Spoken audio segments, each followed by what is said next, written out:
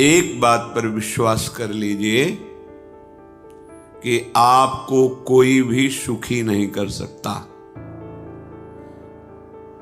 यदि आपको कोई सुखी कर सकता है तो आप हैं। बिल्कुल घनीभूत अर्थात ठोस बात है, इसे समझ लेना। यदि आप अपने विचार के द्वारा, विवेक के द्वारा अधर्माचरणों का त्याग करके धर्म पूर्वक जीवन व्यतीत करते हुए भगवान नाम जप करते हैं, तो पूर्व पाप कर्म के अनुसार जब देह रचा गया तो उसमें जो प्रारब्ध दुख सुख का है वो तो आएगा, पर आपको परास्त नहीं कर पाएगा। और आगे आपके लिए महासुख है जो दुख और सुख दोनों से परे है। अखंड प्रसन्नता, अखंड आनंद, वो केवल आपके करने से होगा। उपदेश मिल सकते हैं, मार्ग बताया जा सकता है, आपको सहयोग मिल सकता है, पर चलना आपको होगा। यदि आप नहीं चले तो ये कहीं भ्रम हो कि मैं कहीं जाऊं और मेरी दुख निवृत्ति हो जाए, तो इस भ्रम को छोड़ देना आप।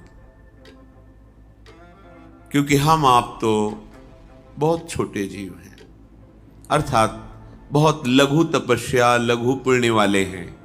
हम उन महापुरुषों की बात करते हैं जिन्होंने आजीवन ऐसा तप संचय किया, फिर भी उनके शरीर में भारी से भारी दुख देखे गए। ये दुख और सुख एक भ्रमात्मक इंद्रजाल है माया का, ना दुख है न सुख है।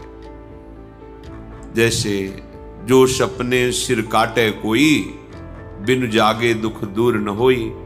ऐसे स्वप्न में तुम चक्रवर्ती सम्राट बन जाओ तो जगने पर तुम थोड़ी रहोगे, तुम जो हो वही होगे। हम भगवान के चिदानंद अंश हैं।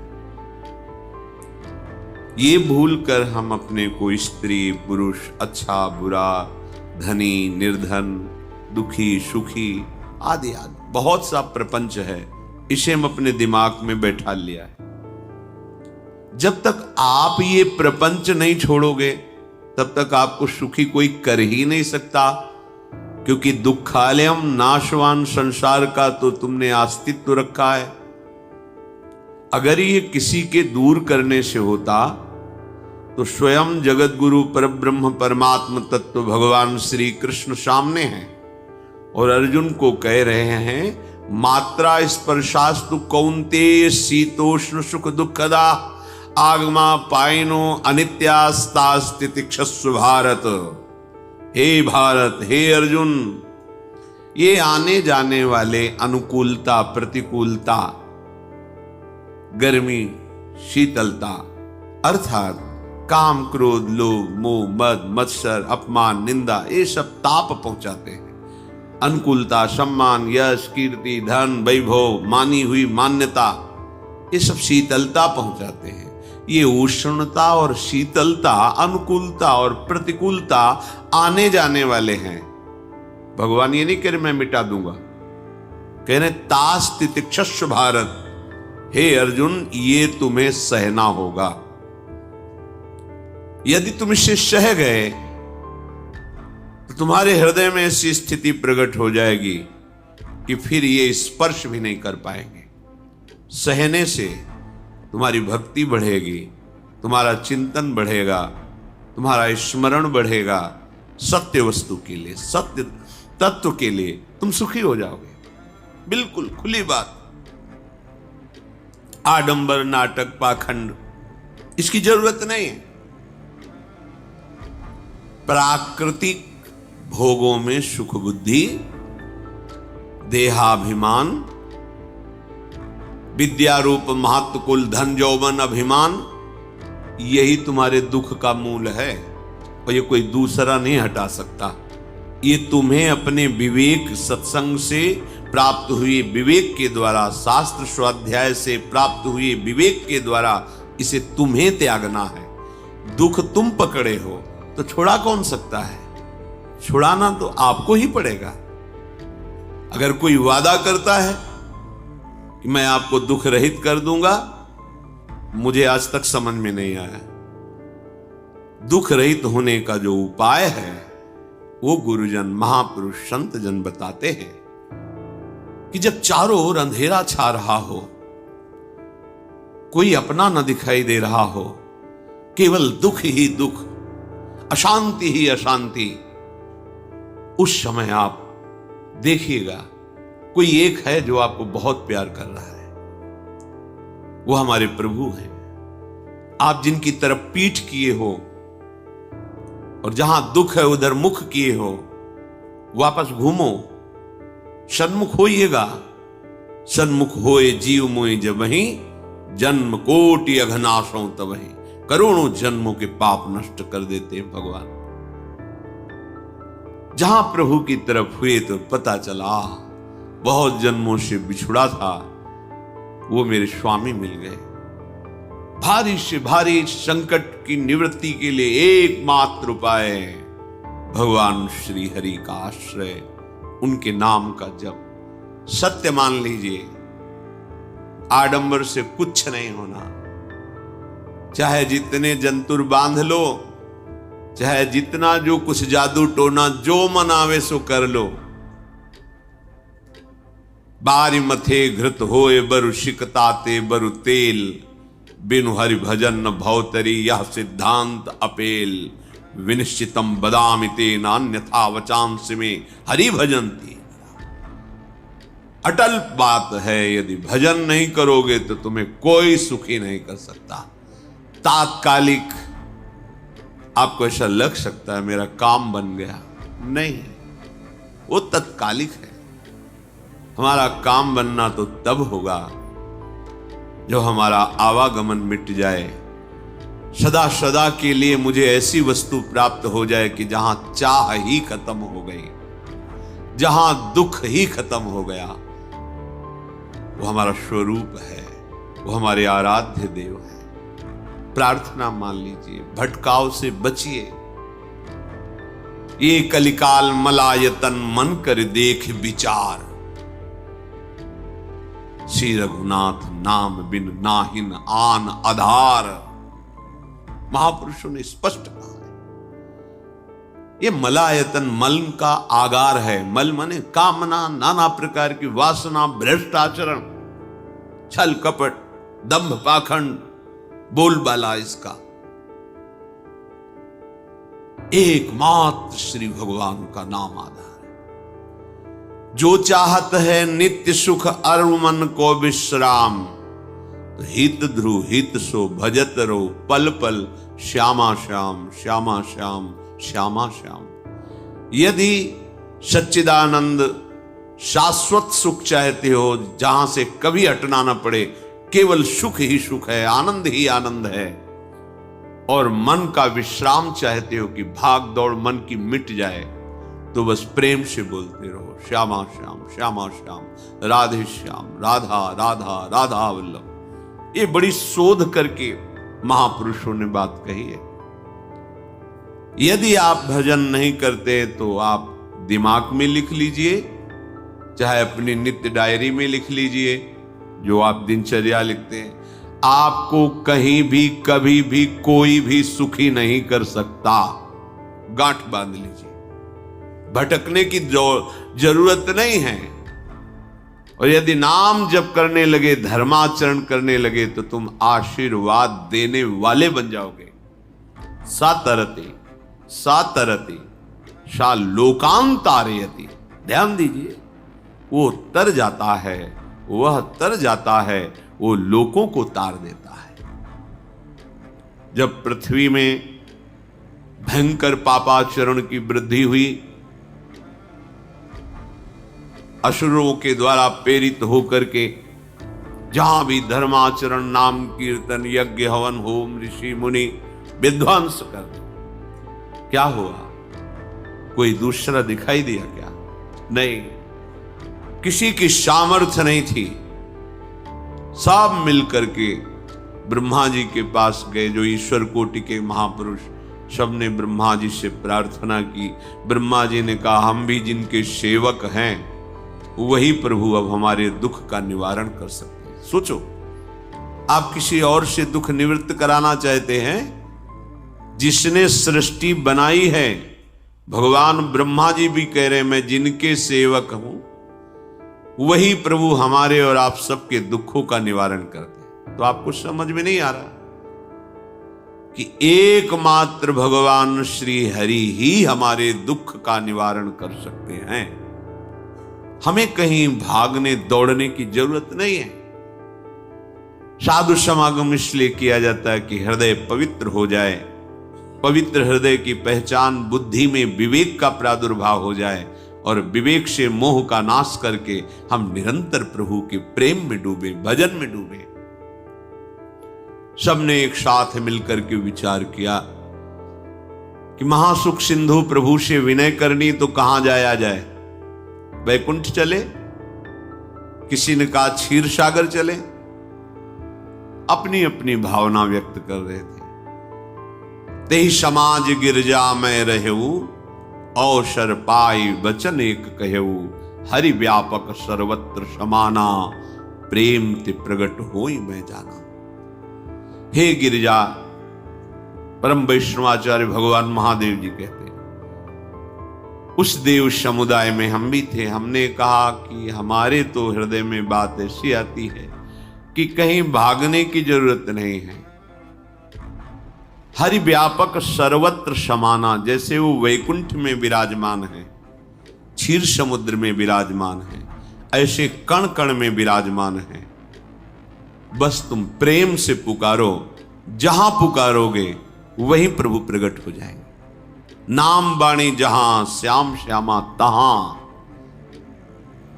नाम बाणी निकट श्याम श्यामा प्रगट। सिद्ध सिद्धांत है, भटकने की जरूरत नहीं। जहां हो वहीं से प्रिया प्रीतम का नाम पुकारो, नाम कीर्तन करो, उनकी लीलाओं का गायन करो, सबको सुख देने की भावना करो।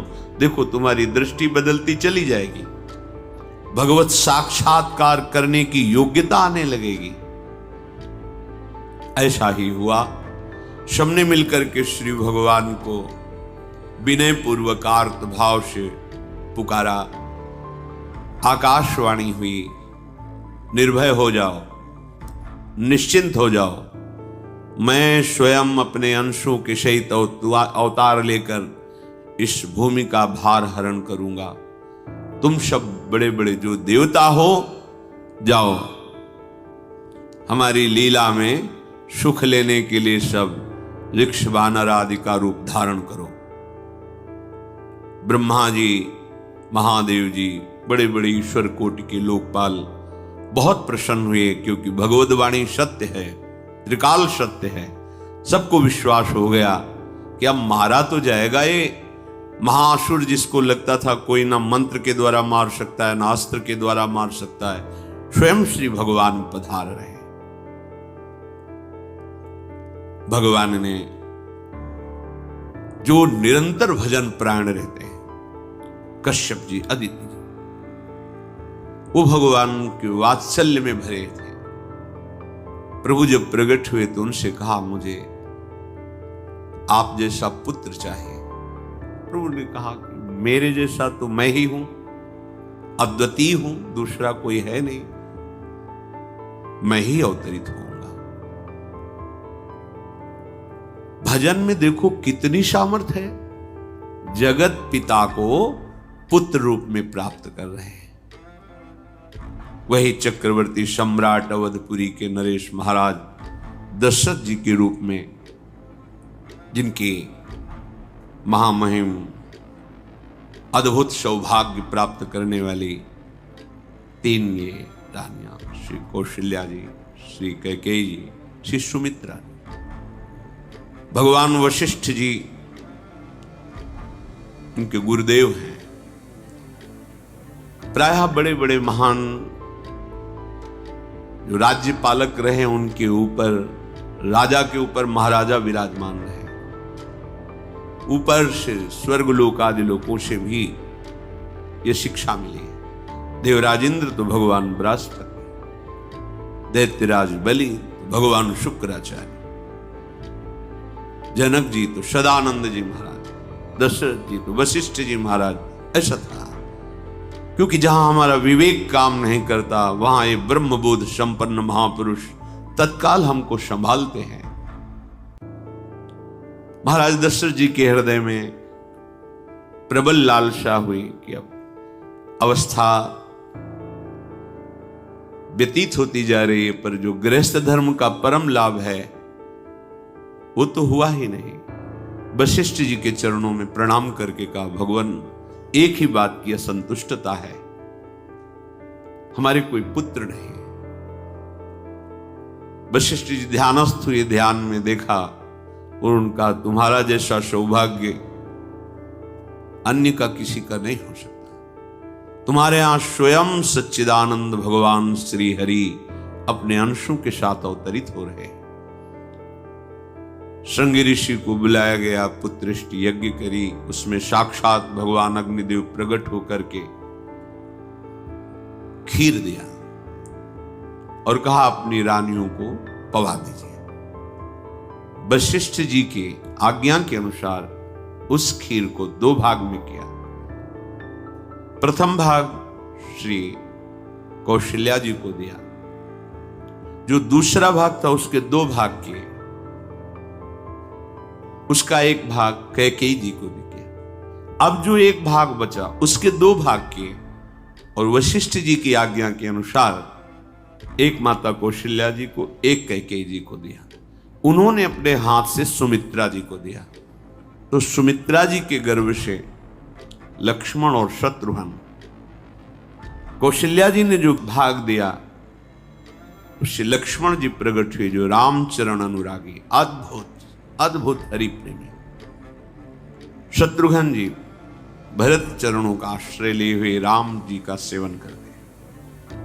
बड़ा रहस्य है, कितनी मर्यादा है। गुरु की आज्ञा से जहां जैसा विधान होना चाहिए वैसा, तो बड़ा मंगल शुभ।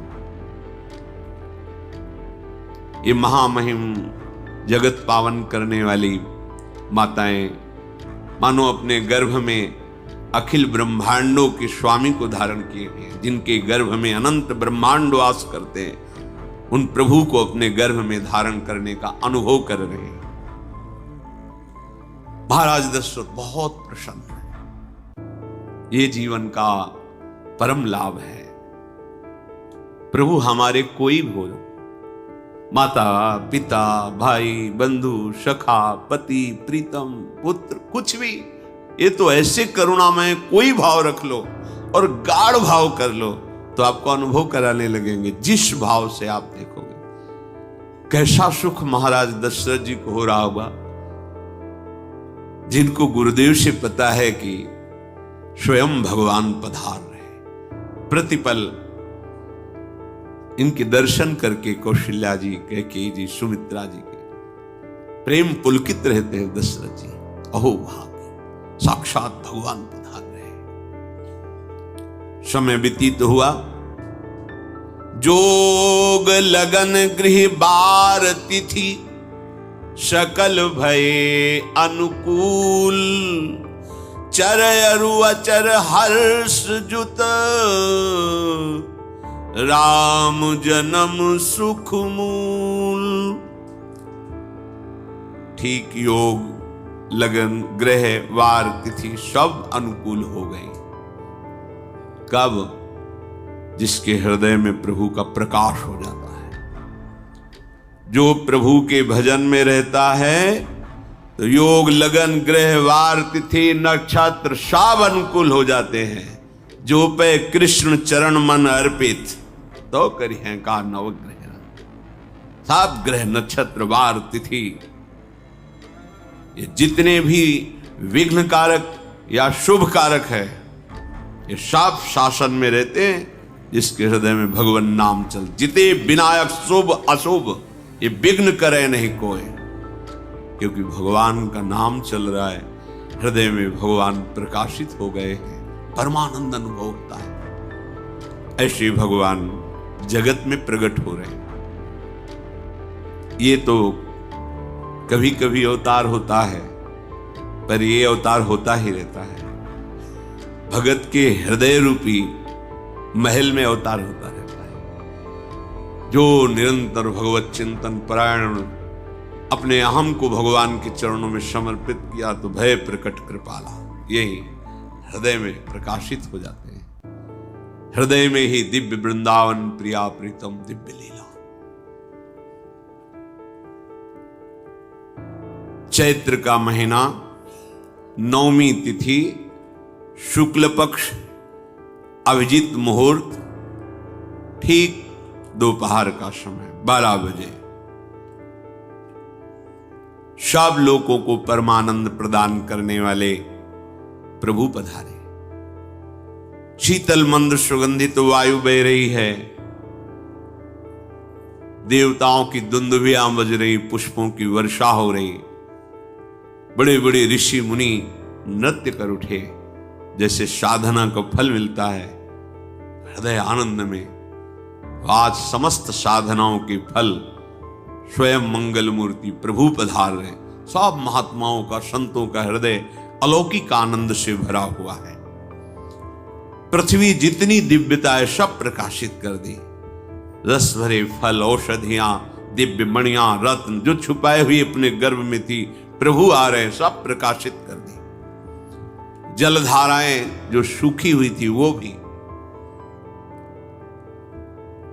जब ब्रह्मा जी ने देखा कि जो भगवान ने आकाशवाणी में कहा था वो सब सत्य हो रहा है, आकाश में ब्रह्मा जी समस्त देवतागण विराजमान होकर के अंजलियों में दिव्य पुष्प लेकर के वर्षा कर रहे हैं, सुंदर सुंदर अलग अलग वाद्य बज रहे हैं, ऋषि मुनि देवता सब स्तुति कर रहे हैं, प्रणाम मुद्रा में सब खड़े हैं, क्योंकि समस्त लोकों का पालन करने वाले भगवान श्री हरि महाराज चक्रवर्ती सम्राट दशरथ जी के भवन में प्रकट हो रहे हैं। तो आकाश में सब ईश्वर कोटि के महापुरुष पुष्पांजलि अर्पित कर रहे हैं।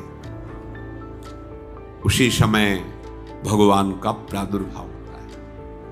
भगवान कभी गर्भ से नहीं प्रकट होते, लीला होती है, ऐसा अनुभव होता है गर्भ है, पर पहले भगवान भगवान के रूप में प्रकट होते हैं, फिर वो बालक बन जाते हैं। कभी ऐसा कहीं नहीं मिला, अनुभव होता है ऐसा, समय से गर्भ रहा, समय से गर्भ बढ़ा, ऐसा अनुभव होता है, पर भगवान प्रकट होते हैं। इसीलिए भय प्रगट कृपाला दीन दयाला कौशल्या हितकारी हर्षित महतारी मुनि मनहारी अद्भुत रूप विचारी लोचन अभिरामा तनु घन श्यामा निज आयुध भुज चारी भूषण बनमाला नयन विशाला शोभा सिंधु खरारी कह दुई कर जोरी अस्तुति तोरी केहि विधि करो अनंता माया गुण ज्ञाना तीत अमाना वेद पुराण भनंता करुणा सुख सागर सब गुण आगर जेहि गावहि श्रुति संता सो मम हित लागी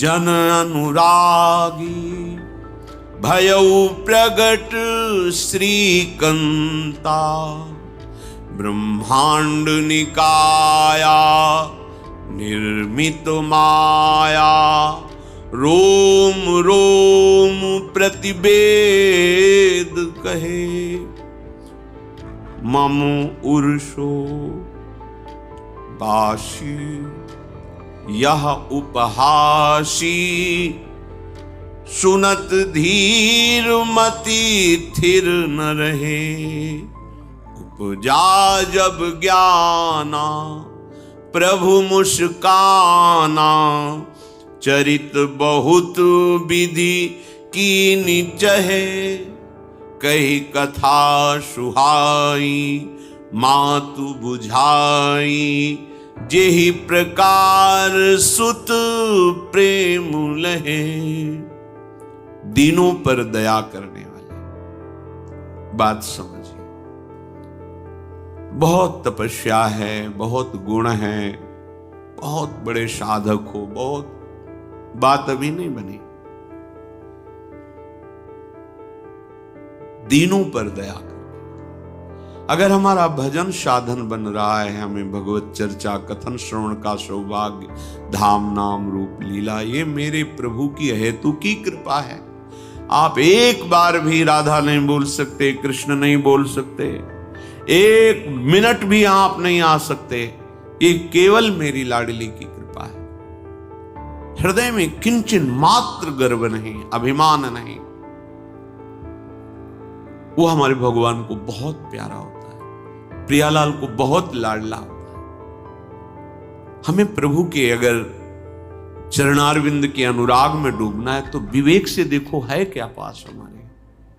अगर कुछ भी दिया हुआ है भौतिक आध्यात्मिक, वो सब मेरे प्रभु का दिया हुआ है, तो गर्व किस बात का, अहंकार किस बात, तो दैन्यता आ जाएगी। अज्ञान से ये अहंकार बढ़ता है, ज्ञान से इसका समन हो जाता है। चाहे भौतिक हो चाहे आध्यात्मिक हो, मेरे को सब कुछ मेरे प्रभु ने तो दिया है। ध्यान देकर देखो तुम्हारी उपज क्या है, तुम भी तो उन्हीं के अंश हो। न तुमने शरीर बनाया, न संसार बनाया, तो फिर अध्यात्म तो भौतिक अध्यात्म सब कुछ मेरे प्रभु का दिया हुआ है, सब कुछ प्रभु में है, तो फिर अहंकार किस बात, दैन्य हो जाओ। यंत्र कहे कि मैं दक्षिण की तरफ चलूंगा और यंत्री तुम्हें उत्तर की तरफ चलावे तो एक कदम चल नहीं सकता यंत्र, ठीक ऐसे ही तुम हो। पर यह ज्ञान ना होने के कारण अहम वृत्ति को स्वीकार करके मनमानी आचरणों में उतर गए। अब तुम्हारा यंत्री माया हुई, यंत्रारूढ़ानि मम माया।